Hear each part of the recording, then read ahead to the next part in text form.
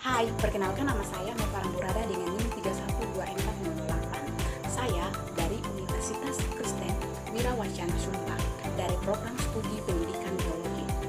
Nah, pada video ini saya membuat video refleksi untuk memenuhi persyaratan perkuliahan mata kuliah ketika Kristen dalam bisnis. Yang pertama, perilaku atau karakter buruk apa yang masih mendarah daging dalam hidup Anda sampai saat ini.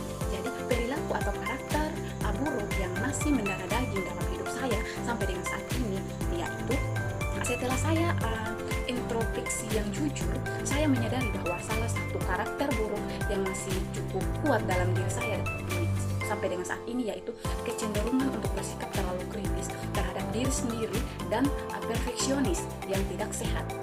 Saya seringkali menetapkan standar yang sangat tinggi untuk diri sendiri dan merasa sangat kecewa atau bahkan marah ketika tidak dapat memenuhinya. Pikiran-pikiran negatif dan merendahkan diri sendiri mudah muncul ketika saya melakukan kesalahan atau menghadapi kegagalan. Meskipun niat dibaliknya semua adalah untuk mendorong diri saya sendiri menjadi lebih baik, pada praktiknya kritis diri yang berlebihan ini justru seringkali melumpuhkan saya, menurunkan motivasi saya, dan menciptakan rasa cemas serta tidak berharga. Sikap ini seolah-olah sudah menjadi pola pikir otomatis yang sulit untuk dirubah. Dan yang kedua, faktor-faktor internal atau eksternal apa yang mempengaruhi perilaku buruk Anda. Jadi, faktor eksternal yang mempengaruhi perilaku buruk saya adalah yang pertama itu respon emosional yang tidak adaptif terhadap kegagalan. Ketika saya menghadapi kegagalan, respon emosional yang berlebihan seperti rasa malu, merasa bersalah, atau marah pada diri sendiri justru memperkuat pola kritis diri saya sendiri. Kegagalan tidak dilihat sebagai kesempatan untuk belajar, melainkan sebagai konfirmasi atas ketidakmampuan diri dan fokus yang berlebihan pada kekurangan. Kecenderungan untuk lebih memperhatikan kesalahan dan kekurangan diri saya sendiri daripada kekuatan dan pencapaian saya sendiri. Fokus negatif ini memperkuat citra diri yang negatif dan memicu kritis diri saya sendiri. Dan yang ketiga, apa yang Anda ingin lakukan menyikapi perilaku buruk Anda? Jadi yang ingin menyikapi perilaku buruk saya adalah yang pertama, mengidentifikasi dan menantang pikiran kritis. Belajar untuk mengenali kapan suara kritis internal muncul dan secara aktif mempertanyakan validitas serta keakuratan pikiran-pikiran negatif tersebut, menggantikan dengan pikiran yang lebih realistis dan konstruktif. Dan yang berikut, menentangkan standar yang lebih realistis dan fleksibel, mengurangi tekanan untuk selalu sempurna dan menetapkan tujuan yang lebih dapat dicapai dan berkelanjutan.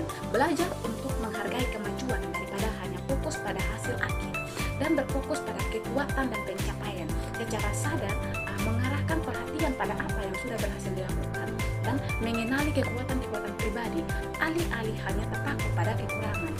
Menerima kegagalan sebagai bagian dari pembelajaran, mengubah perspektif tentang kegagalan dari suatu yang memalukan menjadi kesempatan untuk belajar dan bertumbuh, menganalisis kesalahan tanpa menyalahkan diri sendiri secara berlebihan. Dan yang keempat, bagaimana solusi yang ditawarkan oleh etika keutamaan dapat menolong Anda untuk mengubah perilaku buruk yang telah berdarah daging di dalam hidup Anda. Jadi saya adalah mengimbangkan keutamaan kebijaksanaan. Pertama itu kritis, kebijaksanaan praktis memungkinkan saya untuk mengenali bahwa kritis diri yang berlebihan dan perfeksionisme bukanlah jalan menuju kebahagiaan atau kesuksesan yang sejati. Dengan refleksi yang mendalam, saya dapat memahami konsekuensi negatif dari perilaku ini terhadap kesehatan mental, hubungan, dan potensi diri saya sendiri. Kebijaksanaan praktis membimbing saya untuk mencari cara yang lebih seimbang dan realistis dalam menetapkan tujuan dan mengevaluasi diri saya sendiri dan melatih keutamaan dan kerendahan hati. Kerendahan hati membantu saya untuk memiliki pandangan yang lebih realistis tentang kemampuan dan keterbatasan diri. Ini mencegah penetapan standar yang tidak masuk akal dan mengurangi kekecewaan serta kritis diri yang muncul ketika ekspektasi tidak terpenuhi. Kerendahan hati juga membuka diri untuk belajar dari kesalahan tanpa merasa harga diri itu terancam.